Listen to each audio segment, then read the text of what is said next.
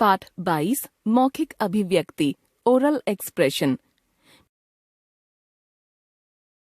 भाषा सीखते समय आप भाषा को कौशल स्किल के रूप में सीखते हैं, अर्थात भाषा अधिगम लैंग्वेज लर्निंग कौशलों का अधिगम है। हर भाषा के 4 कौशल होते हैं: सुनना लिसनिंग, बोलना स्पीकिंग, पढ़ना रीडिंग, लिखना राइटिंग। इन कौशलों में सुनना तथा बोलना कौशलों का संबंध भाषा के उच्चारित या बोलचाल के रूप में होता है तथा पढ़ना और लिखना दोनों में लिखित भाषा का प्रयोग होता है। इसीलिए सुनना व बोलना मौखिक कौशल ओरल स्किल्स तथा लिखना व पढ़ना लिखित कौशल रिटन स्किल्स कहलाते हैं। भाषा के चारों कौशलों को अलग अलग कैसे विकसित करें, अब हम इसकी चर्चा करेंगे। श्रवण कौशल के विकास की विधि। श्रवण कौशलों को विकसित करने के लिए उचित होगा कि प्रारंभ में छात्रों को सरल कथन या वार्तालाप, चुटकुले, देखे हुए नाटक, देखी हुई फिल्मों की कहानी सुनाएं। बाद में सरल गद्यांश, कविताएं आदि ली जा सकती हैं। जो भी सामग्री सुनाई जा रही है उससे संबंधित लघु प्रश्न तैयार कर लें। ध्यान रखें, प्रश्न इस तरह के होने चाहिए कि छात्र एक शब्द या वाक्यांश में ही उनके उत्तर दे सकें। यहाँ हम केवल एक चुटकुला और एक संवाद उदाहरण के रूप में ले रहे हैं। चुटकुला। पति शाम को बहुत उदास होकर घर लौटा। पत्नी: क्या हुआ जी, क्यों उदास हो? पति: आज हमारे ऑफिस में एक हादसा हो गया। ऑफिस की बिल्डिंग गिर गई और सारे लोग मर गए। तो आप कैसे बचे? मैं पान खाने बाहर चला गया था। चलो शुक्र है भगवान का। थोड़ी देर में ही टीवी पर खबर आने लगी कि सरकार ने सभी मृतकों के परिवार वालों को 1-1 करोड़ रुपए देने का फैसला किया है। पत्नी गुस्से में: न जाने तुम्हारी ये पान खाने की आदत कब छूटेगी। अब इस तरह के प्रश्न पूछे जा सकते हैं। प्रश्न 1. पति के घर लौटने पर पत्नी ने उससे क्या पूछा? 2. पति ने क्या उत्तर दिया? 3. पति की उदासी का कारण क्या था? 4. ऑफिस में क्या हादसा हुआ था? 5. हादसे से पति कैसे बच गया? 6. चलो शुक्र है भगवान का, ऐसा पत्नी ने क्यों कहा? 7. टेलीविजन पर क्या खबर आई? 8. ना जाने तुम्हारी ये पान खाने की आदत कब छूटेगी, ऐसा पत्नी ने क्यों कहा? वार्तालाप।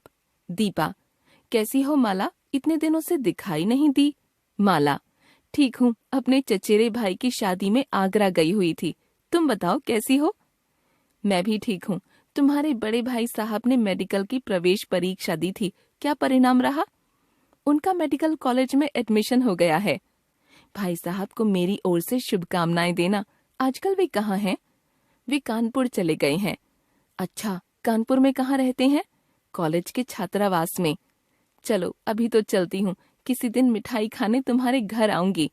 ठीक है, जरूर आना। Okay, bye. इस वार्तालाप पर निम्नलिखित प्रकार के प्रश्न पूछे जा सकते हैं। प्रश्न 1. माला कौन है? 2. दीपा कहाँ गई हुई थी? 3. दीपा आगरा क्यों गई थी? 4. माला के बड़े भाई ने कौन सी परीक्षा दी थी? 5. माला के बड़े भाई का एडमिशन किस कॉलेज में हुआ है? 6. माला के बड़े भाई कानपुर में कहाँ रहते हैं? 7. दीपा ने क्यों कहा कि वह माला के घर मिठाई खाने जाएगी? चित्र देखकर कहानी सुनाना। चित्रों को देखकर कहानी सुनाना भी एक विशेषता है। यह विशेषता छोटे बच्चों में सबसे अधिक पाई जाती है। बच्चे चित्रों को देखकर अपनी कल्पना की उड़ान से उन चित्रों से अपने मन में तरह तरह की कहानियों की कल्पना करते रहते हैं। उच्चारण का मूल्यांकन। उच्चारण कौशल का मूल्यांकन करते समय निम्नलिखित बातों को ध्यान में रखना चाहिए। यह देखना चाहिए कि शिक्षार्थी उच्चारण करते समय स्पष्ट रूप से उच्चारण कर पाने में समर्थ है या नहीं। हो सकता है शिक्षार्थी केवल अलग अलग शब्दों और पदों के प्रयोग की योग्यता प्रदर्शित करता हो, पर सुसंबद्ध स्तर पर बोल पाता है या नहीं। परिचित संदर्भों में सुसंबद्ध कथनों का प्रयोग शुद्धता से करता है या नहीं। चित्र देखकर कहानी सुनाना। कहानी वर्णन।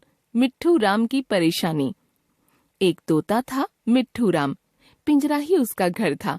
और वही उसकी दुनिया। मिट्ठू राम की आवाज बड़ी अच्छी थी, पर वह सिर्फ रात को ही गाता था। एक रात जब मिट्ठू राम गाना गा रहा था तो वहां से एक चमगादड़ निकला। चमगादड़ ने देखा कि मिट्ठू राम की आवाज बहुत ही मीठी है, तो उसने पूछा, क्यों भाई, तुम्हारी आवाज इतनी मीठी है तो तुम सिर्फ रात को ही क्यों गाते हो? मिट्ठू राम ने इसकी वजह बताते हुए कहा, एक बार जब मैं जंगल में दिन के समय गाना गा रहा था तो एक शिकारी उधर से निकला। उसने मेरी आवाज सुनी और इसी कारण उसने मुझे पकड़ लिया। तब से अभी तक मैं इस पिंजरे में कैद हूँ। यह बताकर मिट्ठू राम बोला, इसके बाद से मैंने यही सीख लिया कि दिन में गाना मुसीबत का कारण बन सकता है और इसलिए अब मैं रात को ही गाता हूँ। यह सुनकर चमगादड़ बोला, मित्र, यह तो तुम्हें पकड़े जाने से पहले सोचना चाहिए था। सच भी है कि कई बार हम गलतियां करने के बाद ही उससे कुछ न कुछ सीखते हैं, पर जरूरी नहीं कि हर बार सीखने के लिए गलती ही की जाए। कई बार किसी काम को करने से पहले कुछ सावधानियां बरतकर हम गलतियों से बच सकते हैं और नुकसान से भी। तो याद रखिए, बुद्धिमान वही होता है जो सोच विचार कर काम करता है।